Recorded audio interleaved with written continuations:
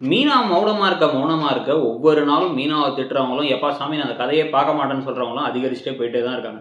இப்பயும் வந்து பார்த்தீங்க அப்டின்னா, மீனாவுடைய அப்படியே வந்து கோவப்பட்டு சீதாட்ட திட்டவும் செய்றாங்க. இன்னைக்கெல்லாம் வந்து "என்ன உனக்கு இப்ப என்ன நாங்க ஒட்டு வேணாம், உறவு வேணாம் தானே, அவரு வேணாம்னா நானும் வரமாட்டேன். நாங்க வந்து ஒரு பேக்கேஜா தான் வருவோம். ஒரு காம்போ ஆஃபர்" அப்படிங்கிற மாரிலாம் சொல்லி தொரத்தி விட்டுர்றாங்க. தொரத்தி விட்டுட்டு, "விடுங்கம்மா அவ புரிஞ்சுக்கல. எல்லாம் அந்த அருண் ஏத்தி விடுறாரு" அப்படின்னு பேசிட்டு இருக்காங்களே தவிர, தான் பக்கம் இருக்கிற பிரச்சனைய பத்தி அவங்க கண்டுக்கவே இல்ல. முதல்லலாம் மனசாட்சி உறுத்துது, வலிக்குது அப்படின்லாம் பேசிட்டு இருந்தாங்க. இப்ப அப்படியே வந்து இப்ப பல நேரங்கள்ல இருட்டிலேயே வச்சிருக்காங்க இப்ப முத்துவ. முத்துவ இதுக்கப்புறம் இன்னொரு குழப்பத்துக்குள்ளயே ஆக்குறாங்க. அது என்ன நடக்குதுன்னு வந்து பார்த்தீங்கன்னா, கிறிஷோட ஸ்கூல்ல இருந்து கால் பண்ணி, கிறிஷ் தான் வந்து நம்பர் 1 ரேங்க் வாங்கியிருக்காரு எல்லா இதுலயுமே சப்ஜெக்ட்லயும். அதனால வந்து அவர் வாங்குற அவார்ட வந்து உங்க கையில தான் வாங்கணுங்கிறாருன்னு மனோஜ்ட்ட பேசுறாங்க. மனோஜ் நம்பர்லாம் எப்படி கிடைச்சுன்னு தெரியல. உடனே சரி ஓகேன்னு சொல்லிட்டு மனோஜ் வந்து முதல்ல யோசிக்கிறாரு வேணாமா போலாமான்ட்டு. ஜீவா உடனே வந்து வேணாம் இதெல்லாம் நல்லதுக்கு இல்லன்னு சொன்னா, "ஏய் நீ பிஏ தான கிளம்பு" அப்படிங்கிறாங்க. இது எங்க போய் முடிய போகுதுங்கிறது வேற ஒரு கேள்விக்குறி இருக்கு. ரோகிணி உடனே இப்ப என்ன சொல்றாங்க அப்படின்னா வந்து, "இந்த பாரு நான் சொல்றத கேளு. நீ வா. நீ வந்து அவன் பாவம் ஃபர்ஸ்ட் ரேங்க் எடுத்திருக்கிறதுனால படிச்சவனுக்கு படிச்சவனோட அரும தெரியும். அதனால தான் உனக்கு உன் அரும தெரியுது. வா போலாம்" அப்படின்னு கூட்டு போயிடுறாங்க.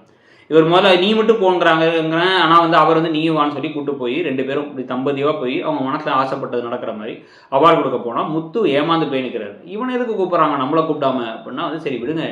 குழந்தைங்க அப்படிதான் பொம்மை மாரி. ஒரு பழைய பொம்மைய வச்சு விளையாண்டுட்டு இருக்குங்க.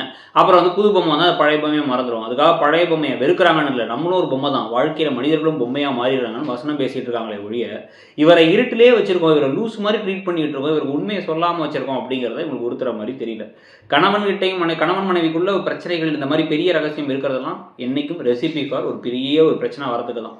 ஸோ அது ஒரு பக்கம் போயிட்டு இருக்கும் பொழுது, இன்னொரு பக்கம் வந்து பார்த்தீங்கன்னா, அதே மாரி இந்த அவார்ட வாங்கிட்டு வந்ததுக்கப்புறமா வீட்ல வந்து நாங்களே ட்ராப் பண்றோம்னு வேற ரோகிணி கூட்டு போறாங்க. ஆனா வீட்டுக்கு போனா கொந்தளிச்சுட்டு இருக்காங்க விஜயா. இவன் எதுக்கு உன்ன கூப்பிட்டான்? எடுபிடி வேலைக்கு நீ ஏன் போணும்? அப்படின்னா வந்து இன்னைக்கு அண்ணாமலை திருப்பி செம்மையா பேசி விட்டுறாரு. "இத பாரு உனக்கு புத்தியும் கிடையாது, நான் இது நல்ல மனசும் கிடையாது. நீ எதையும் பேச வேணாம். தயவு செஞ்சு நீ பேசினாலும் எதுலயும் நியாயமும் இருக்காது. பேசாம இருன்றாரு." அப்ப இவங்க கோவப்படுறதுக்கு முன்னாடியே ரவி வேற வந்துட்டு, ரவி அங்கருந்து கோப்பைய வாங்கிட்டு வந்து ஒவ்வொருத்தவங்களுக்கும் ஒவ்வொரு கிஃப்ட்லாம் வாங்கிட்டு வந்திருக்காரு கோவால இருந்து. ஆனா அவருடைய ட்ரெஸ் எல்லாம் எடுக்கும் பொழுது அதில வந்து நீத்துவோட ட்ரெஸ் இருக்குங்கிறத வச்சு அடுத்த ஒரு பிரச்சனை காத்துக்கிட்டு இருக்கு. ஸோ அந்த பிரச்சனைய பத்தி நீங்க என்ன நினைக்கிறீங்க? இந்த நீத்து விவகாரத்த பத்தி, இந்த மீனாவோட மௌனத்த பத்தி உங்களுடைய கருத்த சொல்லிட்டு அப்படியே மறக்காம நம்ம சேனலையும் சப்ஸ்கிரைப் பண்ணிடுங்க. Thank you.